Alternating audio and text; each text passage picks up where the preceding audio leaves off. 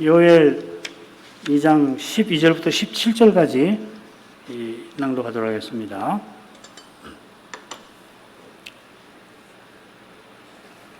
요엘 2장 12절부터입니다.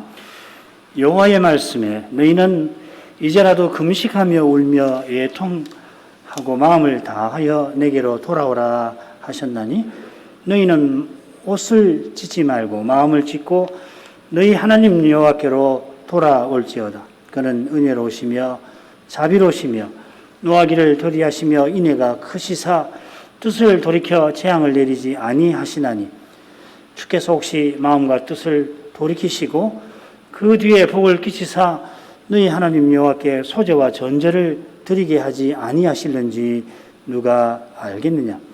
너희는 시온에서 나팔을 불어 거룩한 금식일을 정하고 성회를 선고하고 백성을 모아 그 회를 거룩해 하고 장로를 모으고 소아와 젖먹는 자를 모으며 신랑은 그 방에서 나오게 하며 신부도 그 골방에서 나오게 하고 여호와께 수종드는 제사장들은 낭실과 단 사이에서 울며 이르기를 여호와여 주의 백성을 긍휼히 여기소서 주의 기업으로 욕되게 하여 열국들로 그들을 관할하지 못하게 하옵소서. 어찌하여 이방인으로 그들의 하나님이 어디 있느냐 말하게 하겠나이까 할지어다. 요엘 선지자는 메뚜기 재앙이 가리키는 여호와의 그날에 군대 재앙이 있을 거라 예언합니다. 이 군대는 여호와께서 진두지휘하시는 천군입니다. 여호와께서 자기 군대에게 소리를 발하시니 그 명령을 그 군대가 세상 어느 군대보다 신속하고 온전히 받듭니다. 놀랍게도 여호와께서 나의 성산을 향하여 이 땅 거민 자기 백성을 공격하십니다. 이날은 크고 심히 두려운 날입니다. 아무도 여호와의 심판과 진노를 견디지 못합니다. 그런데 선자는 여호와의 날이 이르렀다 하고서 바로 이어서 이제 임박하였다, 가깝다 덧붙입니다. 이게 2장 1절 끝에 나오죠. 그처럼 많고 강한 백성이 이르렀다 2절에 언급합니다. 이 백성이란 말이 5절에서는 강한 군사라고 번역되어 있어서 2절의 백성은 천군을 가리킨다 해석하는 이도 있습니다만은 5절을 보면은 천군을 강한 군사라 하는 게 아니라 강한 군사 같다고 합니다. 이 같다고 하는 표현이 3절부터 5절 또 7절에서 9절에 계속 나오죠. 이런 걸 고려하면은 선자가 이상 중에 여호와의 날에 있을 일들을 보는데 그 일들을 겹쳐서 보는 까닭에 여호와의 그 날에 있을 일과 그 전에 있을 일들을 섞어서 기록하는 것도 같습니다. 그날의 민족들이 큰 두려움에 사로잡힐 것입니다. 이 민족들의 심판이 요엘 3장 1절부터 15절에 나옵니다. 심판받는 이유는 그들이 이스라엘을, 언약 백성을 열국 중에 흩어버린 것입니다. 자, 이런 점에서 요엘 2장 2절에 나오는 많고 강한 백성은 바벨로니아가 아닌가 싶습니다. 바벨로니아가 유다와 예루살렘에 사로잡힌 자들을 끌어갑니다. 이 일도 메뚜기 재앙처럼 마지막 심판을 가리킨다. 우리가 지난 시간 공부했죠. 자, 이 두려운 날을 전한 선자는 오늘 읽은 본문인데 13절에서 언약 백성들에게 금식과 회개를 촉구를 합니다. 촉구하는 근거가 13절 하반절과 14절에 나오는데 여호와께서 은혜로우시고 자비하셔서 혹 그 뜻을 돌이켜서 복 주실 수 있는 거기에 근거를 찾습니다. 나머지는 하나님 은혜를 의지해서 선자는 다시금 금식일을 정하고 성회로 모여 주의 긍휼을 구하라 촉구합니다.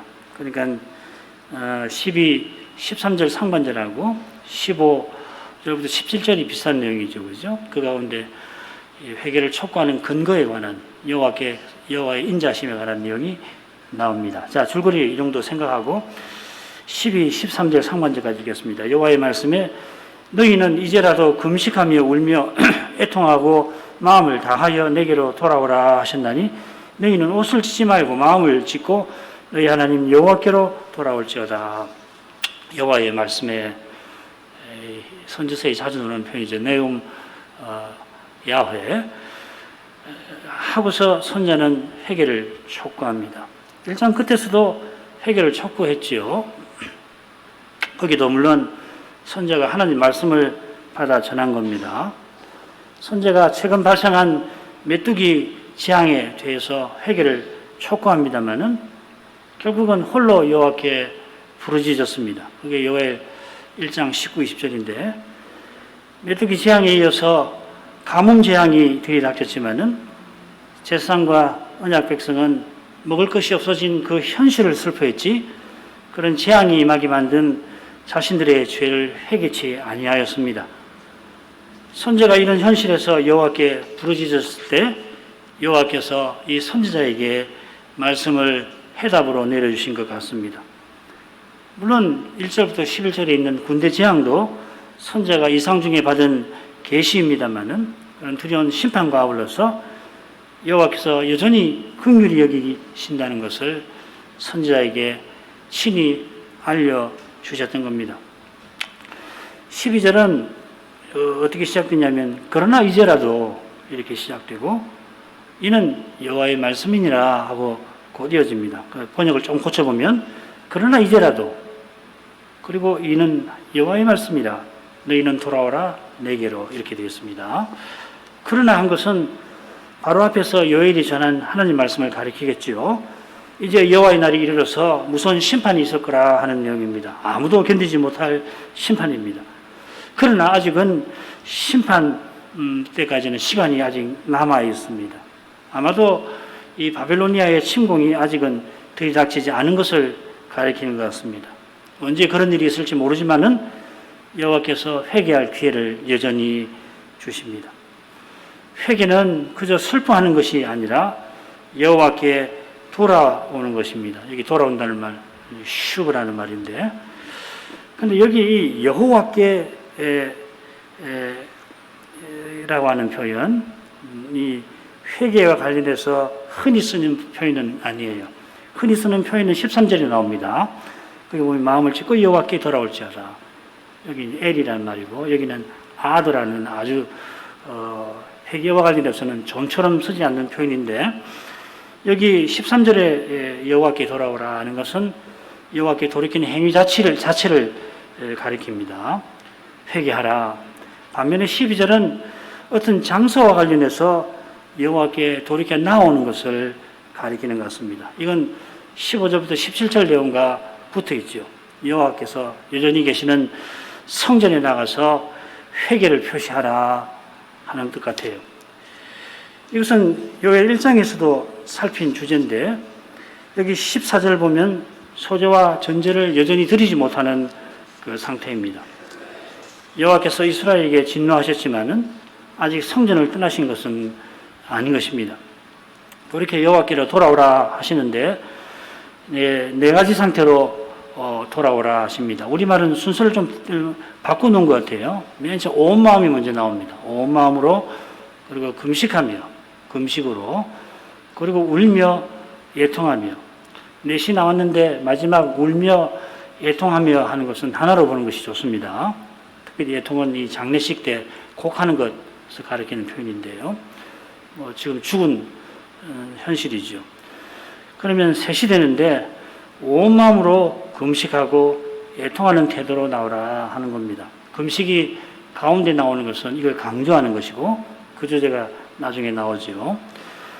여호와의 진노 앞에서 자신의 죄로 말미암아 온 마음으로 애통해야 하는데 지금 곡기를 끊을 만큼 중대한 상황입니다. 가뭄이라서 굶는 것이 아니라 곡기라도 끊는 그런 각오를 해야 할 상황입니다. 모든 기쁨을 뒤로하고 진정으로 죄를 슬퍼하면서 여호와께 나오라 하는 것입니다. 여호와의 말씀을 받아 전한 선지자가 전한 말씀을 이어 풀어주곤 합니다. 풀어서 옷을 찢지 말고 마음을 찢으라 하였습니다. 지금 금식을 말하는데 혹시라도 백성이 어떤 외형적인 이 금식이라고 하는 외형적인 모습을 갖추는 데 마음을 빼앗길까 봐 선지자가 단단히 이러는 것입니다.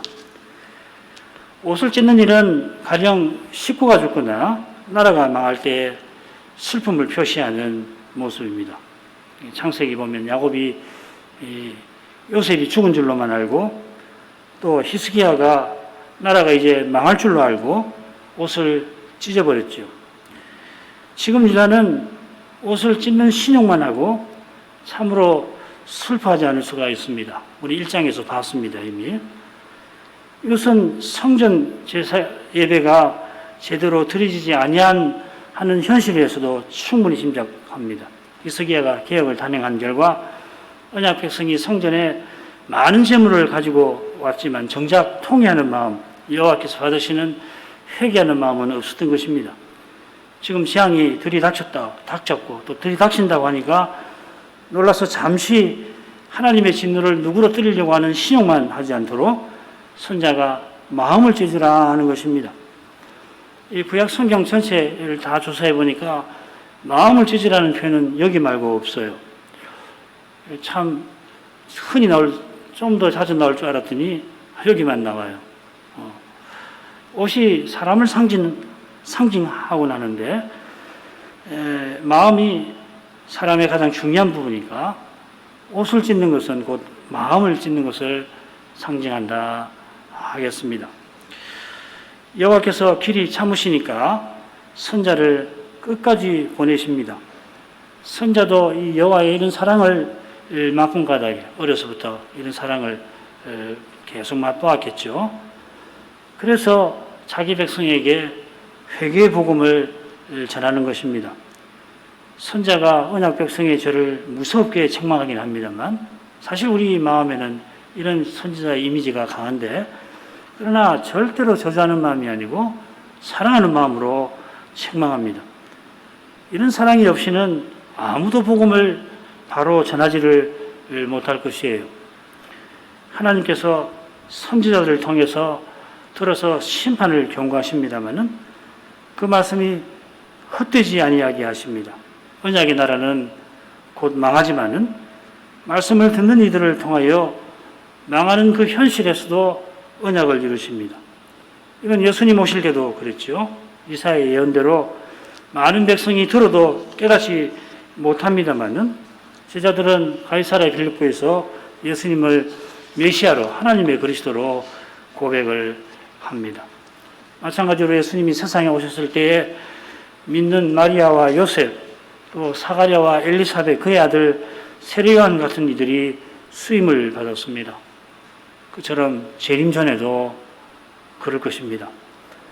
13절 하반절부터 14절을 읽죠. 그는 은혜로우시며 자비로우시며 노하기를 더디하시며 인애가 크시사 뜻을 돌이켜 재앙을 내리지 아니하시나니 주께서 혹시 마음과 뜻을 돌이키시고 그 뒤에 복을 끼치사 너희 하나님 여호와께 소제와 전제를 드리게 하지 아니하실는지 누가 알겠느냐.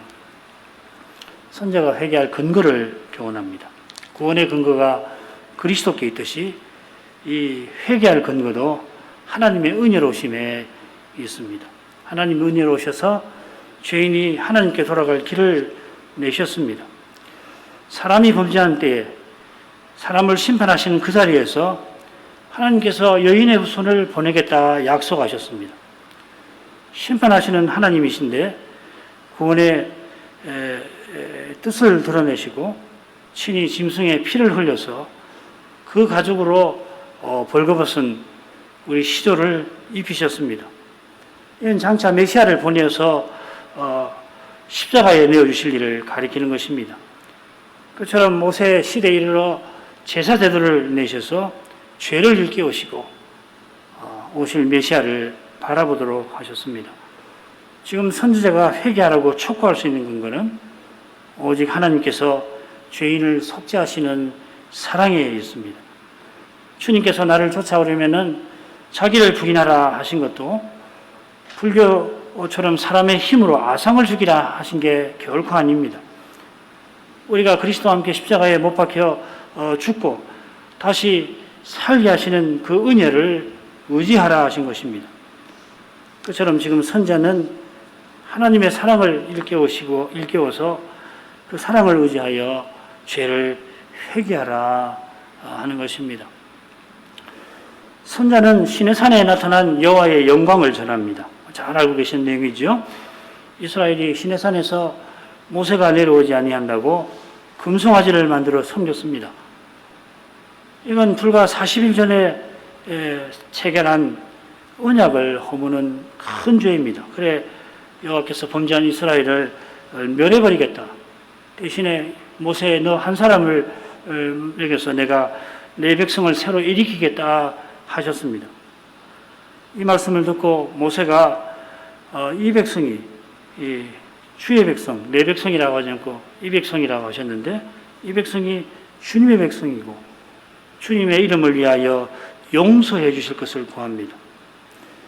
여호와께서 모세의 기도를 받으셨을 때 모세는 그 용서를 확신하려고 주의 영광을 보여주십시오 청합니다. 그때 여호와께서 요엘이 전한 것과 비슷한 말씀으로 자기 이름, 그 사랑의 영광을 반포해 주셨습니다. 여호와의 사랑의 영광이 그리스도를 가리킵니다. 그리스도에게서 은혜와 진리, 인자와 진실이 충만하였습니다. 그처럼 구약시대에 여호와의 인애와 진실하심이 드러나는 곳마다 그리스도께서 증거되십니다. 모든 구약이 여호와의 인애와 신실하심을 드러내니까 모든 구약 성경은 그리스도를 증거합니다. 그처럼 우리가 그리스도를 드러낼 때에 거기 삼위의 사랑의 영광이 나타나는 것입니다. 바로 이것이 사람의 제일 되는 목적이 하나님을 영원하게 함이라 하는 고백의 핵심 내용입니다. 참된 예배의 실제이기도 합니다. 시내산에서 여호와께서 그 이름을 반포하실 때에 이스라엘을 멸하실 뜻을 돌이켰죠. 그처럼 선자는 자기 시대 백성에게도 그 뜻을 돌이키실 것을 바라봅니다. 이스라엘이 돌이킨다고 해서 반드시 여호와께서 그들을 심판하실 걸 돌이키셔야 하는 것은 아니에요. 우리의 회개가 사함받는 근거가 되지 않습니다. 우리의 믿음이 의롭다 하심을 받는 수단인 것과 같습니다. 게다가 믿음이 하나님의 은혜에 속합니다. 마찬가지로 참된 회개도 믿음과 마찬가지로 은혜에 속합니다. 믿게 하시고 의롭다 하십니다. 그처럼 회개케 하셔서 심판을 피하게 하십니다. 이러한 사실을 위해서 선지자가 회개하라 촉구할 수 있습니다. 그처럼 교회가 회개의 복음을 세상에 선포할 수 있습니다. 하나님의 선택이 있으니까 우리가 복음 전파를 할 수가 있는 것이죠. 하나님 선택이 없다면은 복음 전파 자체라는 것이 불가능한 것입니다. 지금 선지자가 회개하라고 촉구하는 것은 자기가 전한 그 말씀을 성신께서 써주시기를 바라는 것이에요. 14절에 마음과 뜻을 돌이킨다 하는 표현이 나오는데 여기는 돌이키라고 하는 내게로 돌이키라 그 슈브라는 말이 들어 있습니다. 뜻을 돌이킨다는 말은 13절하고 똑같은 거고 마음을 돌이킨다는 표현이 바로 이 온 마음으로 여호와께 돌아오라 하는 바로 그 동사입니다. 이스라엘이 온 마음으로 자기 죄를 슬퍼하고 돌아오면은 여호와께서도 심판하실 마음을 돌이키실 것이다 하는 겁니다. 심판할 마음을 돌이키실 뿐만 아니라 그 뒤에 자기 뒤에 복을 끼치신다 하는 겁니다. 그 복이 무엇보다도 하나님을 예배하는 것입니다. 소제와 전제를 드리게 하실 것이다 했는데 이거는 메뚜기 그리고 가뭄재앙으로 궁핍한데에서 벗어나게 해주실 것이다 하는 내용이고요. 이게 지금 2장 후반부에 가면은 다 나온 내용입니다. 아울러서 하나님을 멀리하던 우상 섬기는 데서 벗어나게 하시는 것입니다.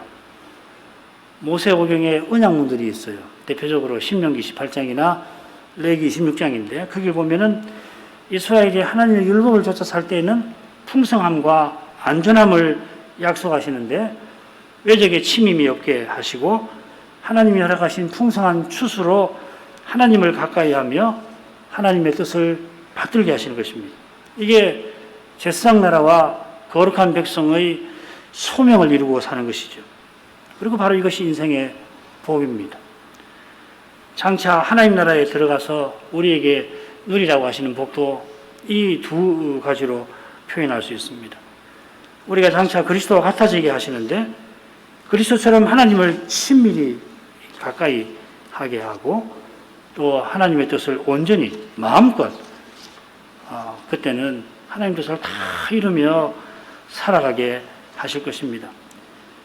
지금 유다는 메뚜기 재앙과 이어지는 가뭄 재앙에 소재와 전제를 드리지 못할 처지입니다. 그런 처지라면 대부분의 일반 백성들은 먹고 살기가 힘듭니다. 하나님을 등지며 우상 섬기며까지 세상 행복을 추구하다가 이런 비참한 지경에 떨어진 겁니다. 이런 데서 벗어나게 하려고 선지자를 보내신 겁니다. 그런데 우리가 이미 아는 대로 유다도 이스라엘처럼 똑같은 죄를 범하여 힘센 나라에 망하고 맙니다. 이런 점에서는 선지자가 지금 전하는 회개의 말씀이 땅에 떨어진 것처럼 보입니다만은 그가 전한 말씀이 허망하게 된 것만은 결코 아닙니다. 선지자가 촉구한 말씀을 듣고 민족의 죄도 곧 나의 죄라고 고백하며 회개하는 이들이 있습니다. 이들이 바빌로니아에 사로잡혀 갑니다마는 여호와께서 이스라엘 성전을 버리시고 그들을 찾아가십니다. 그게 바로 에스겔이 그발 강가에서 보았던 이상, 에스겔 1장의 핵심 내용입니다. 북쪽에서 영광구름이 그발 강가, 곧 유다의 포로들에게로 나옵니다. 이것은 여호와께서 나라가 망하는 현실에서도 선자의 말씀을 받던 그들과 함께 하시기 위함입니다. 저 옛날 이집트에서 요셉과 함께 하셔서 그를 써주신 것처럼 유다의 포로들도 대표적인 인물이 다니엘과 세 친구죠. 써주시려 함입니다. 요셉을 이집트의 총리로 세우신 것처럼 다니엘도 제국의 총리로 세우셨습니다. 주께서 베푸신 말씀은 땅에 떨어지는 법이 없이 반드시 이룹니다. 당장에는 그 말씀이 이루어지지 않을 것 같지만은 그 말씀을 좇는 사람은 고난을 겪는데 그 고난을 통하여서 이미 말씀은 이루어질 뿐만 아니라 마침내는 온전히 이루어서 고난받을 때 구한 그대로 심지어는 구한 것 이상으로 하나님께서 응답해 주시는 것입니다. 마지막 부분 읽겠습니다. 너희는 시온에서 나팔을 불어 거룩한 금식일을 정하고 성회를 선포하고 백성을 모아 그 회를 거룩해 하고 장로를 모으며 소아와 젖 먹는 자를 모으며 신랑을 그 방에서 나오게 하며 신부도 그 골방에서 나오게 하고 여호와께서 정도는 제사장들은 낭실과 단 사이에서 울며 이르기를 여호와여 주의 백성을 긍휼히 여기소서 주의 기업으로 욕되게 하여 열국들로 그들을 관할하지 못하게 하옵소서 어찌하여 이방인으로 그들의 하나님이 어디 있느냐 말하게 하겠나이까 할지어다. 시온에서 나팔을 불어 거룩한 금식일을 정하라 하는데 이건 희년 기간의 대속죄일 규례와 비슷합니다. 희년 기간에 대속죄일 7월 10일이 되면은 전국에서 나팔을 크게 불어서 희년이 되었다. 이제 희년이다. 널리 알립니다. 매년 대속죄일에 나팔을 불었다는 내용은 구약 성경에 나오질 않습니다. 지금 선지자가 금식일을 거룩하게 정해서 회개하라는데 일반 대속죄일과 달리 희년기간 대속죄일처럼 나팔을 불게 한 것입니다. 이것은 희년이 여호와의 날을 상징하는 것과 붙어 있는 것 같아요. 선지자가 바로 앞에서 여호와의 날이 이르렀다 하고 여호와의 심판을 경고했죠. 이 심판이 들이닥치기 전에 백성이 회개할 것입니다. 회개하는 이들은 신년에 약속될 영원한 복을 누릴 것입니다. 비록 당장에는 언약 백성이 대부분 회개치 아니하며 나라가 망할 것입니다마는, 그러나 참으로 회개하는 이는 희년 규례가 가리키는 저 복된 날을 마침내 맞이할 것입니다. 성회를 선포하라. 요엘 1장 14절에도 나왔습니다. 선고하라, 선포하라. 제사장이 성회를 선포하여 장로들과 모든 백성을 여호와의 전에 다 모이게 했는데, 여기서도 똑같이 백성이 다 모이게 하라 합니다. 다만 여기서는 모여야 할 백성을 상세하게 나열하고 있지요. 이건 조금 후에 보기로 하고요. 백성을 모아 그 회를 거룩히 하라, 선지자가 경언합니다. 이 거룩히 하라는 표현이 금식일을 정하라, 똑같은 표현인데 정하라, 여기는 거룩하게 하라 이렇게 했습니다. 본래 금식일은 7월 10일로 율법에 정해져 있는데, 여기 금식일은 나라가 망하는 현실에서 특별히 구별하여 정한 날입니다. 그래서 이 가도시라는 말, 카다시라는 말을 쓴 겁니다. 거룩하게 한다, 구별한다. 그런 날에 합당하게 언약의 교회도 하나님 앞에 나아갈 준비를 갖춰야 합니다. 전에 야곱이 세겜에서 잘못을 깨닫고 베델로 약속대로 올라갈 때에 자기 부족민들더러 모든 우상을 제거하러 하였습니다. 그처럼 시내산에서 언약 맺으실 때에 더러운 옷을 빨라 하셨습니다. 이게 이제 거룩하게 한다는 말이죠. 하나님께 나아갈 준비를 하는 것이죠. 이건 결국 오실 메시아를 믿고 의지하게 하는 것입니다. 스스로는 하나님께 나아갈 수가 없음을 깨닫고 겸손히 그리스도의 공효를 의지하는 사람이 주일 예배에 나아갈 수가 있습니다. 하나님 앞에 참으로 나아갈 수 있습니다. 백성을 모으라 하고 그 회를 거룩하게 하라 한 다음에 다시 모으라 하십니다. 언약 백성을 거룩하게 하는 일을 강조하는 것 같습니다. 언약 백성이 진정으로 죄를 회개하고 하나님의 자비를 구하라 하시는 것입니다. 방금 말씀드린 대로 이번에는 선지자가 모일 백성을 구체적으로 열거합니다. 일단 제사장은 언급 안 됐지만 제사장은 당연히 모이겠죠. 이들이 백성을 모읍니다. 장로, 소아와 젖먹이, 신랑, 신부를 듭니다. 아마도 이 넷이 백성 전체를 아우른다고 해도 무방할 것 같아요. 장로와 소아는 늙은이와 젊은이, 권위 있는 사람과 권위 아래 있는 사람을, 신랑과 신부는 남자와 여자를 가리킬지도 모르겠습니다. 그런데 여기 장로란 말이 늙은이로 되죠, 그죠? 장로와 소아와 젖먹이는 이스라엘이 재앙을 만나면 가장 힘없는 자들을 가리키는 것 같아요. 그처럼 신랑과 신부는 이스라엘에서 가장 즐거운 이들이라 재앙을 만나면 누구보다 슬플 이들을 가르치는지도 모르겠습니다. 신랑을 그 방에서 신부를 그 골방에서 나오라고 하는 것은 전쟁이 나도 신랑을 칭집하지 않는, 1년 동안 집에 있으면서 아내를 즐겁게 하라 하는 그 율법에 비추어 생각할 만합니다. 전쟁 난 것보다 훨씬 심각한 상황이라 신랑과 신부들어 즐거운 신혼 생활을 접고서 성전에 나와서 통회하라 하는 것입니다. 그처럼 재앙이 들이닥치면 가장 취약한 이들이 자비로우신 하나님 앞에 나와 긍휼을 구하라 하는 겁니다. 선자는 마지막으로 제사장들에게 전합니다. 17절은 먼저 낭실과 단 사이에서 올라 이렇게 시작됩니다. 이 낭실은 어디냐면은 솔로몬 성전에서 지성소와 성소가 있는 번제단이 바깥에 있죠.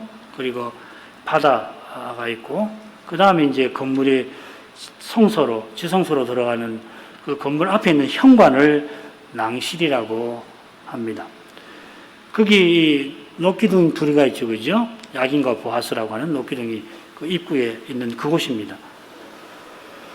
이 기둥 앞에 곧 성전 바깥에 단이 있습니다. 그러니까 방향이 뭐냐면 서쪽에서 동쪽으로 지금 낭실에서 전으로, 그죠? 낭실과 전.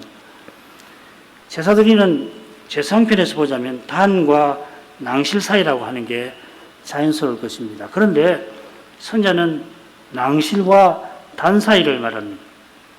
지금 소재를 드리지 못하는 형편입니다.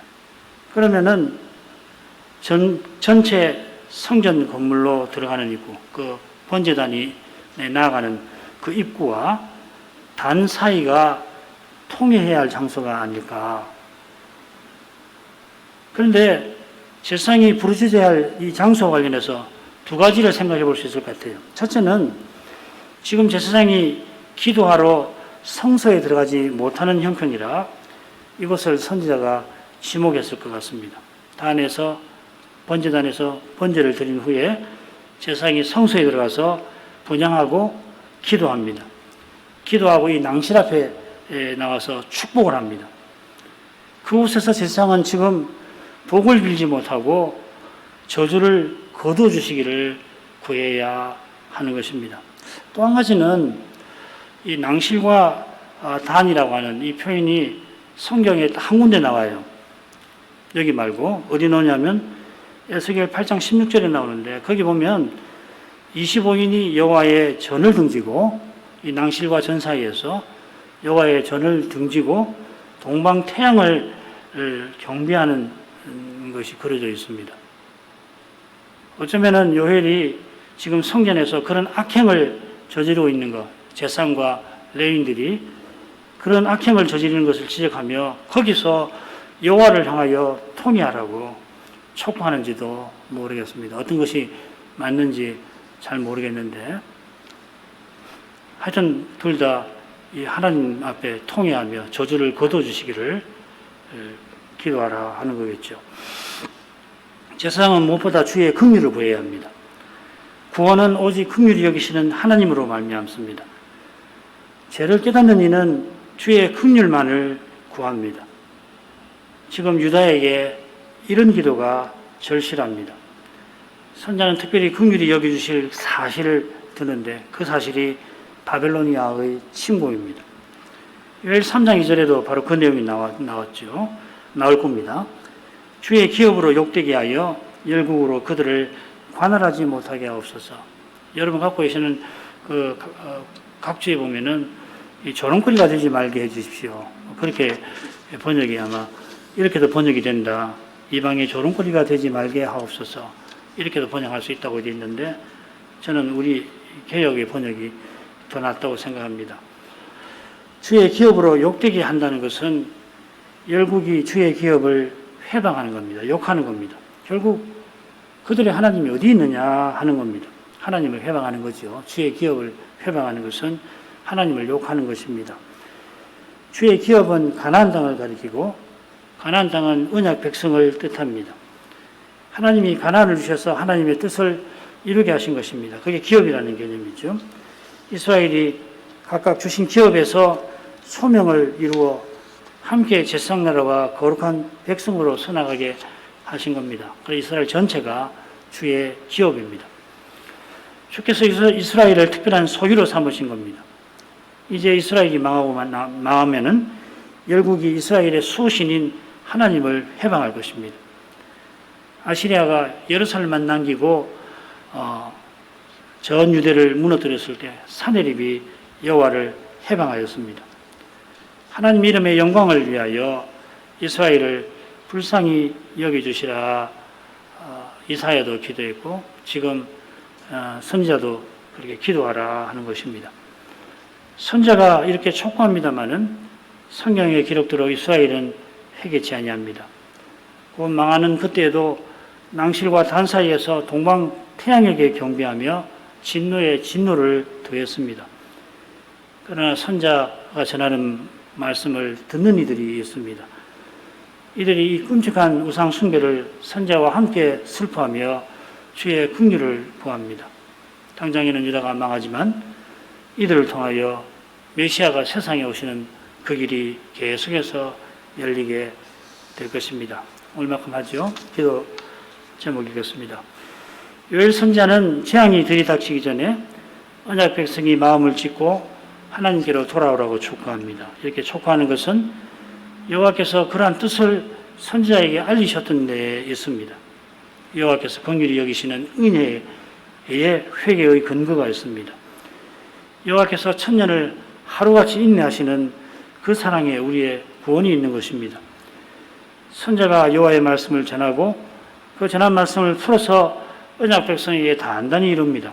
금식일을 정하고 마음을 겸비해서 모든 백성이 성전에 모여 주의 긍휼을 구할 것입니다. 세상들이 백성을 대표하여 성전 낭실과 단 사이에서 주의 긍휼을 간절히 구하라 합니다. 여전히 메뚜기 재앙과 가뭄 재앙 탓에 소제와 전제를 드리지 못합니다. 상번제를 드리지 못하게 된 겁니다. 상번제를 드리지 못하면 성소에 나아가 분향도 못합니다. 분향을 하지 못하면 제상에 축복도 없습니다. 제상이 분향하고 나와서 축복하는 그곳에서 제상은 여호와의 긍휼을 구해야 합니다. 여호와께서 진노를 내려서 이스라엘이 열국 중에 웃음거리가 되고 여호와의 이름도 그렇게 되지 않기를 구할 것입니다. 선지자가 얼마나 간곡하게 고민했을까 짐작하고 남음이 있습니다. 그런데 유다는 결국 망합니다. 제사장이나 백성이 선지자의 말씀을 거부한 것입니다. 예루살렘이 멸망하기 직전에 낭실과 단 사이에서 아마 제사장들이 동방태양에게 절했을 것입니다. 이것은 선지자의 말씀을 짓밟는 행위입니다. 그렇지만 전한 말씀은 헛되지 아니합니다. 선지자와 같이 주의 말씀을 조차 회개하는 이들이 있습니다. 이들이 포르기에도 쓰임을 받습니다. 그들에게서 주님의 모친 그리고 그의 남편, 주님의 길을 예비한 요한 그리고 그의 부모가 나왔습니다. 주님께서 말씀을 듣는 마음을 주시듯이 말씀 받드는 일을 내십니다. 이러한 이들을 통해 이 시대에도 주님의 교회를 친히 세워 가십니다. 우리 모두가 이 주님을 이렇게 더욱 바라야 할 것이고 이런 마음을 내려주시기를 구할 것입니다. 신학교와 신학생들을 위해서 기도하십시다. 오늘 아마 이범 선생 내가 출국을 했고 8월 22일에는 최영 선생이 캐나다로 그리고 9월 9일인가 6일인가 그때 이제 이요석 선생이 유학을 떠나는데 유학의 그 길에 주님이 함께 해주시고 와서 말씀 깨닫는 은사를 다하여 주실 것을 우리가 오늘 구하도록 하겠습니다. 먼저 한 3분 동안 기도하십시다. 기도하겠습니다. 자비하신 아버지, 오늘도 저희가 요엘 선지자가 전한 말씀을 또 살피게 하십니다. 요엘이 살았던 그 시대를 생각해 볼 때 그가 다른 모든 선지자와 참된 신자들처럼 실로 두려운 그 시대에 그 현실에서 오직 여호와만 의지하며 살아가는 것을 믿습니다. 하나님께서 자기 백성을 끝까지 사랑하셔서 선자들을 계속 보내시며 배도하는 데에서 돌이키도록 촉구하시지만은 마침내 이들을 들어도 깨닫지 못하게 하실 정도로 이스라엘의 배도는 깊어만 갔습니다. 이사야가 선자로 시험 받던 그때 하나님께서 이 충격적인 계시를 그에게 내려주셨습니다. 그 계시가 그러나 이사야 시대만 아니라 또한 우리 주님 오신 그 시대에 해당되는 말씀이기도 하였습니다. 주님도 구름같이 따르던 무리를 향하여 잠시 비유로만 말씀하시며 이사야의 야의 이 예언을 이루려 하셨습니다. 과연 그 백성이 주님을 영접지 아니하고 마침내는 십자가에 내어주었습니다. 예수께서 십자가로 가시는 길이 고난의 길이었습니다. 그 길에 누구도 주님과 함께하지 아니하였습니다. 사도들을 주님과 함께 지내게 했지만은 사도들도 십자가를 제대로 깨닫지 못하였고 십자가를 앞두고 주님을 버리며 부인하고 말았습니다. 주님께서 그러나 이처럼 고난을 홀로 받으신 까닭에 고약의 선자들과 그들의 말씀을 듣는 이들도 그 시대의 두려운 도전 앞에 여러이 고난을 받은 줄 압니다. 성신의 능력으로 그리한 줄 압니다. 요일이 가뭄 재앙을 보고서 홀로 여호와를 향하여 부르짖었을 때 여호와께서 그에게 또 전할 말씀을 내려주셨습니다. 그 말씀이 우선은 여호와의 날에 있을 그 두려운 재앙에 관한 것이었지만 그 재앙이 들이닥치기 전에 마음을 다하여 여호와께로 돌아오라고 촉구하셨습니다. 이러한 말씀을 선자가 풀어 전하면서 옷을 찢지 말고 마음을 찢고 여호와께로 돌아오라 하였습니다. 선자가 이처럼 권하는 것은 오직 여호와께서 은혜로우시고 자비로우시고 노하기를 더디하시며 인애가 크신 분이신 사실에 있습니다. 이 이름을 반포하시던 그때에 시내산에서 이스라엘이 금송아지를 섬기며 언약을 허물어 버렸지만은 모세의 간구를 주께서 들으시고 그들을 진멸할 뜻을 돌이키셨습니다. 선자를 통하여 이러한 사랑을 나타내시지만은 성경의 기록대로는 말씀을 전파하던 그 유다도 마침내 바빌론에게 망하고야 말았습니다. 선자가 전한 회개의 말씀이 얼른 봐서는 이루어지지 않은 것처럼 보이지만은 하지만 그 말씀을 듣고 참으로 회개하는 자들을 남기셨습니다. 이사야에게 상수리 나무가 배임을 당하여도 그루터기는 남게 하겠다 하신 대로 선자와 선자의 말씀을 듣는 이들이 있어서 그들을 통하여 하나님 언약은 여전히 이루어져 가게 하셨습니다. 선자의 말씀에서 우리 모두가 이스라엘처럼 하나님의 심판을 피할 수가 없는 자들이지만 하나님께서 긍휼히 여겨주심으로 나와 같은 죄인도 회개하며 구원받게 하신 그것을 무엇보다 기억합니다. 날마다 이 은혜를 저희가 기억하게 하시고 그처럼 자기를 부인하고서 자기 십자가를 날마다 지고 주님을 쫓아가게 하옵소서. 주님께서 이 두려운 시대에 저희가 믿음을 잃지 않게 하시고 온 교회가 배도의 물결에 휩쓸려가는 이런 시대의 도전에 저희가 맞서고 나가게 해 주시옵소서. 저희 교회가 서나올 때에 이러한 사명을 내려주신 줄 압니다. 저희가 실로 부족하지만은 이러한 사명을 받들고 나갈 수 있게 주께서 사명을 이루어 가시는데 저희 같은 자들도 조금이라도 쓰임을 받을 수 있게 해주시기를 구합니다. 예수님의 이름으로 기도합니다. 아멘.